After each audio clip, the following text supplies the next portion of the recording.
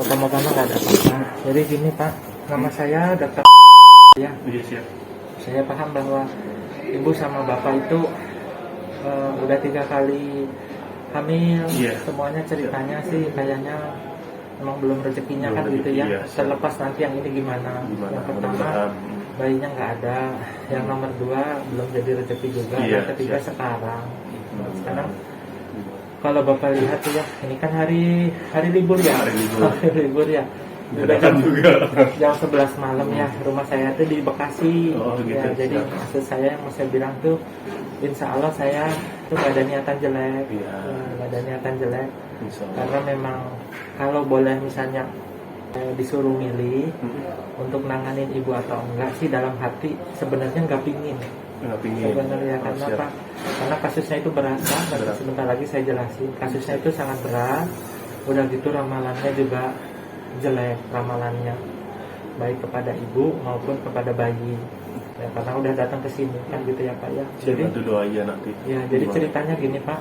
Sebelumnya harus saya kasih tahu karena kadang-kadang nanti ada pihak-pihak keluarga lain yang datang terus tiba-tiba kaget, kok anaknya begini, kok dilakukan ini kayak gitu loh Pak. Karena Bapak sebagai suaminya, maka haknya ibu di mata Allah sudah sama Bapak walinya. Iya, siap. Jadi yang saya kasih tahukan kepada Bapak sih insya Allah sudah cukup.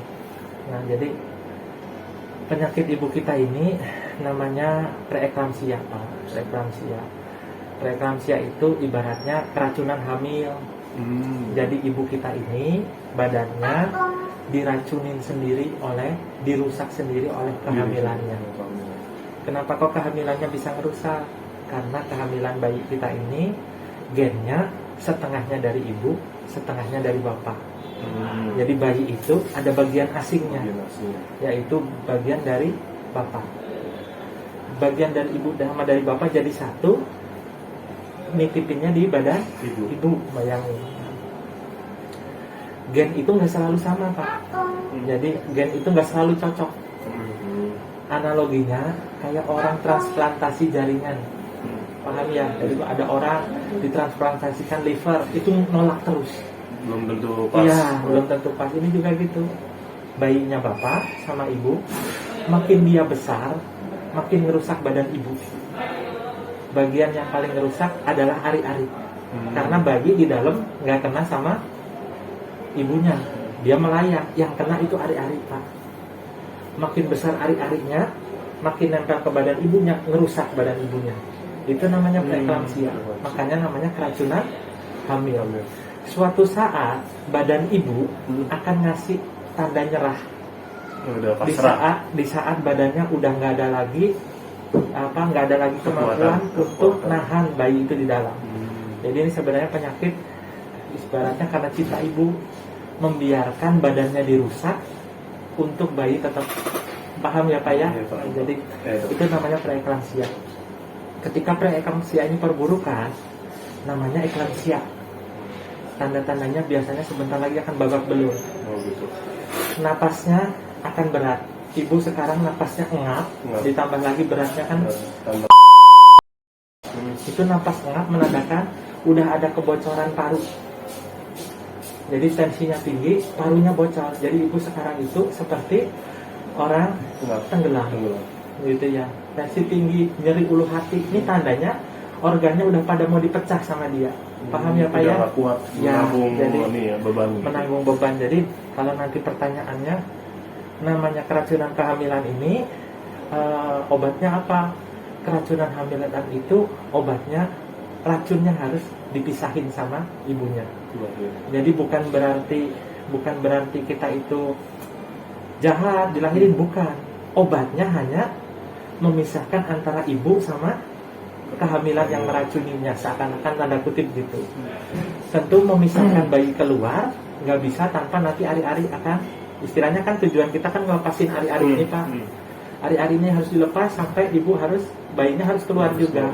Gitu ya. Jadi pertanyaan nomor 1, kan sekarang usianya belum seberapa, baru 7 bulanan. Taksiran berat janinnya bayangkan ya. Jadi kenapa kau mau dilahirkan? Itu alasannya. Pada keilmuan manusia kan semua kan keilmuan Gusti Allah ya, kita Iya. cuma dapat sedikit. Tapi sampai selama ini dari awal zaman sampai sekarang, preeklamsia ini obatnya satu dipisahkan dengan bayinya, Bayi. dilahirkan bayinya, pelan-pelan baru ada peluang sembuh. Saya nggak bilang pasti sembuh, biasanya insya Allah sembuh. Rencananya. Tapi badannya ibu sendiri ini pun udah susah, dalam artian dibandingin preeklamsia yang lain, ibu ini sudah, jadi operasinya itu sebenarnya kalau coba bayangin jam 12 malam ya, artinya udah riwayat sesar sebelumnya, itu kan lebih susah operasi. Biasa kita operasi beratnya 60 kilo, ibu-ibu lain 45 kilo, ini 3 kali lipat tengah malam. Saya ngomong gini tuh nggak ada masalah duit, enggak, bukan. Iya. Tapi Saya- artinya gini loh Pak, kalau boleh nggak megang, dalam hati nggak megang. Cuman yang sekarang ini bisa dihubungin cuman saya. Apa boleh buat intinya Ya gitu ya. Jadi yang mau saya bilang itu, setelah nanti ibu sudah dilahirkan, kita mau lihat kalau dia stabil kayaknya di ruangan biasa. Tapi kalau enggak, biasanya akan masuk ruangan khusus di mana satu ibu suster akan megang terus. Kalau ruangan biasa kan satu bu suster megang 65 orang. Itu namanya ruang rawat. Tapi kalau ruang kayak ICU, HCU, Khusus. itu artinya apa? Instruksinya nanti obatnya banyak, yang pegang konsentrasi. Masuk akal ya Pak ya, dan itu ada alat-alat bantu nafas. Cuman yang saya nggak bisa janjikan tuh gini Pak, badan itu, jadi namanya pengobatan itu ada namanya SOP. SOP itu ada sesuatu yang dibikin memang untuk kasus seperti itu. Rata-rata orang dikasih SOP itu obatnya preeklamsia hari pertama, hari kedua gitu, dikasih rata-rata bagus responnya. Dan selama ini keilmuan manusia pakainya itu. Cuman ada di luar itu, namanya takdir, namanya nasib, kita nggak tahu. Ada yang dikasih sudah SOP seperti itu, respon badannya beda. Nah, kenapa kok saya bilang gitu? Karena saya masih belum bisa terlalu ngeraba ibu kita ini. Karena apa? Tahapan eklamsinya itu termasuk yang berat. Karena bengkaknya udah di mana-mana, napasnya udah berat gitu loh Pak. Nah, yang mau saya bilang itu, mohon maaf saya harus ngomong ini. Tapi saya juga punya anak, punya istri. Nggak ada niatan jelek sama Bapak. Iya. Ini udah makasih banyak. Ya, jadi Bang Nih. ibu ini kalau nggak kita lahirkan bisa sampai dengan kematian. Pada saat melahirkannya pun resikonya besar, bisa sampai kematian. Setelah dioperasi pun itu bisa sampai kematian. Nah, mulai agak lega kalau ibu kita ini nanti udah bisa pindah ke ruang biasa. Artinya insya Allah dipikirkan sudah mulai stabil.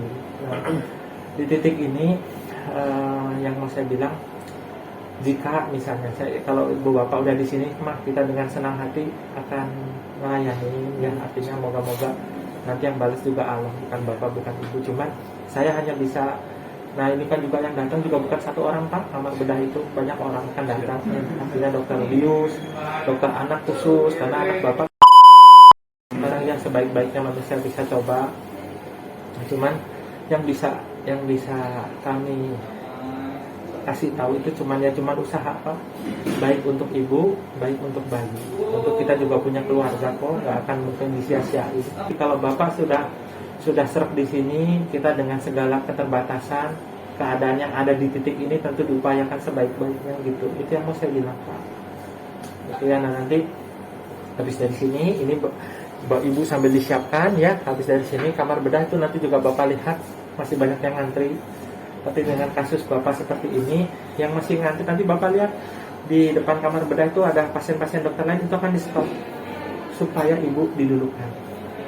Karena tindakannya itu skala kedaruratannya terlalu tinggi, jadi ibu akan didahulukan.